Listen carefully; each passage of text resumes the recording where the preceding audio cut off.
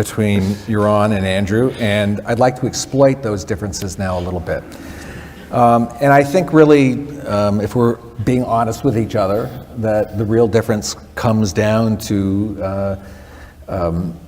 the issue of reason and revelation, and the attempt, I think, Andrew, you want to marry reason and revelation, or Athens and Jerusalem, and Yaron, on the other hand, I think you want to move away from revelation in Jerusalem towards something, towards reason and a secular-based form of ethics.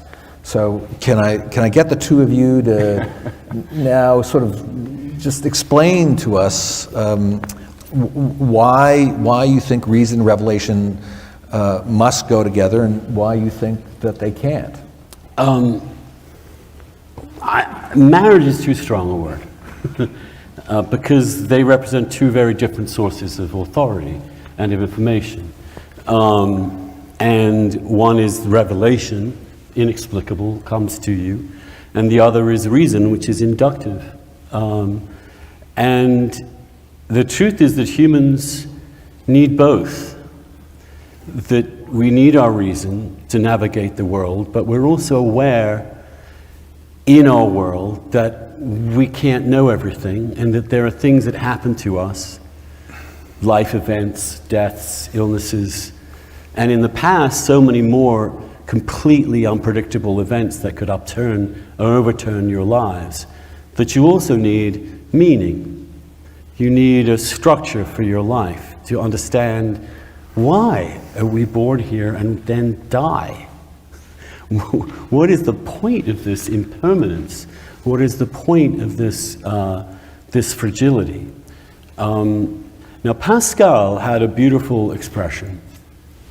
Pascal, as you may know, was probably one of the most brilliant mathematicians in history, an unbelievably brilliant brain, regarded as one of the highest peaks in his time of science, who converted to Christianity overnight and wrote this really amazing little book.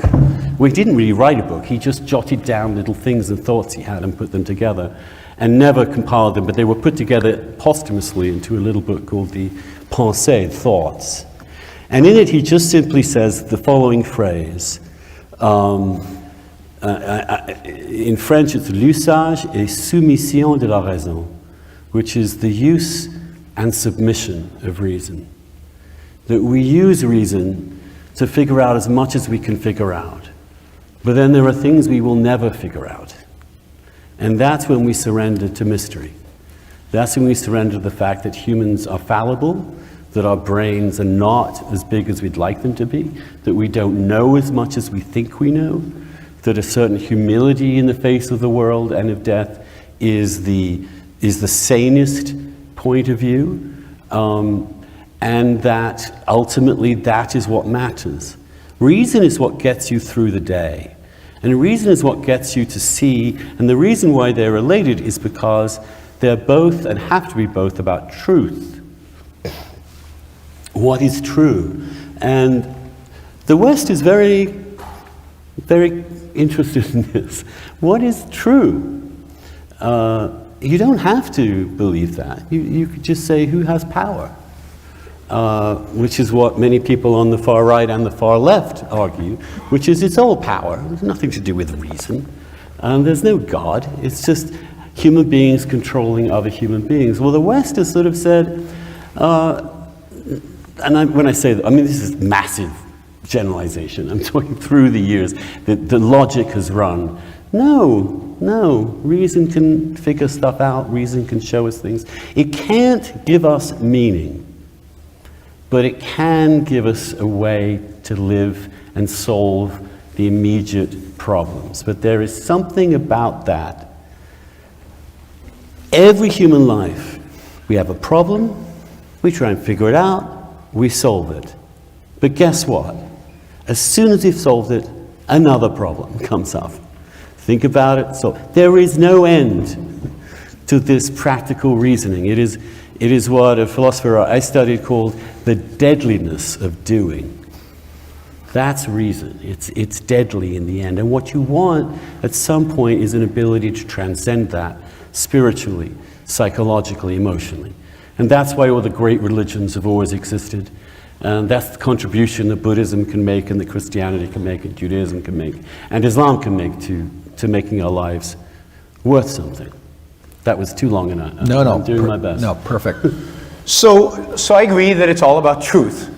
It is all about finding the truth and discovering truth. And truth can only be discovered by reason.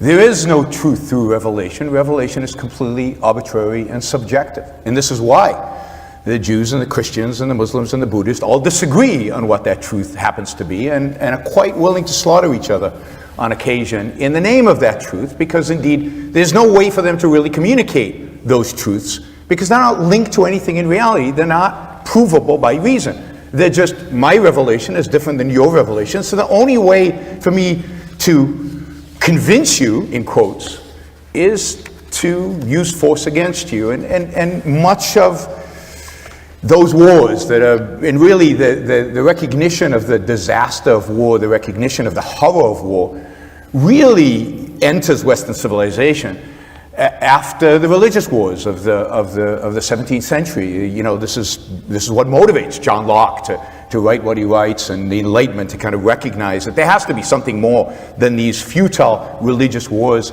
and there has to be a principle by which to guide human interaction when they, in a society. The principle Locke comes up with is individual rights, and I think he's right with regarding that principle. But no, I think indeed religion is the antithesis of reason. It says there's a certain realm in which we cannot reason, in which we have to accept stuff by faith. Well, accept stuff by faith by what standard? From whom? You know, if you're Catholic, it's from one source. If you're Protestant, from another. If you're Jewish, from another. From Muslim, you're another. And there's no way to arbitrate the differences between those. There's no way to discover what the truth behind them is. So, you know, I would even say that to a large extent, religion has been the counterforce to Western civilization, really from the beginning. The Enlightenment, which I think is the kind of the real beginning, philosophically at least, of a Western civilization arising, is that period in time in which religion is relegated to smaller and smaller places in human life. It's taken out of politics, it's taken out of the public square, and it's left for you in your home to do with as you will. It's diminishing, religion is diminishing through this period, and I think that was a healthy phenomena, and a phenomena that ultimately led to more freedom, more individuality. But it did leave a hole, and the hole is meaning, because people still do need meaning. They need purpose. And I think that that search for meaning is hard. There's a certain simplicity to saying it comes externally. It comes from an ancient book. It comes from a certain mythology. It's harder to say it's your individual responsibility to find that meaning, to find that purpose in your life.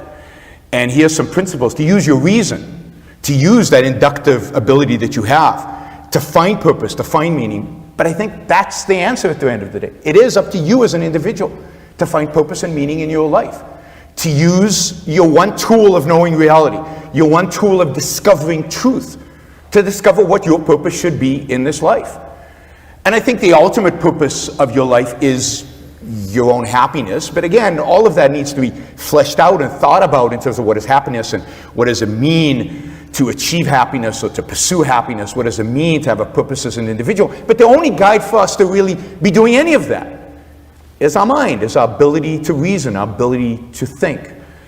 And the more we rely on some external factor, like a God, like a religion, like an ancient book, the more we give up on our own mind, the more we're likely to clump up in the kind of tribes that I think we both agree are kind of enemies or problematic in our world, whether it's religious tribes or other tribes. It encourages or discourages us to look for truth, not just in the realm of science, but in the realm of philosophy, in the realm of morality, to look at what should be the guide to life. To a large extent, I think the disagreement goes back to Greece, like everything else does, to the disagreement between Plato and Aristotle on certain deep philosophical grounds. To Aristotle, truth was in the world, And to Plato, truth was in another dimension. It was in the world of forms. I think when we look into a different dimension for truth, I think civilization declines. I think we saw that after the rise of Christianity in the Middle Ages, through the Middle Ages. And when the respect for science, the respect for reason, the respect for this world, the respect for individual human happiness rises, that's when you get civilization. What has that civilization produced that's as beautiful as Chartres Cathedral? Well, to me, Chartres Cathedral is not as beautiful as it is to you, in the sense that I think what the cathedral, the message of the cathedral when I walk in is, how little are you? How big is, and I don't find that as beautiful or as stunning or as spiritually meaningful as standing before David, right? Or standing even falling waters, standing, I give Frank Lloyd Wright, standing in falling waters, and having that sense of weightlessness and that sense of, this is a space for me. This is a space I can be happy in. I can't be happy in that cathedral. That cathedral is a massive burden on my shoulders trying to crush me. It's telling me how puny and insignificant I am versus God, versus the religion, versus the tribe, versus the group. You are puny and insignificant. No, I'm not. And so am I. No, neither of us are. We are, and that's the... we are ephemera, and we will be forgotten.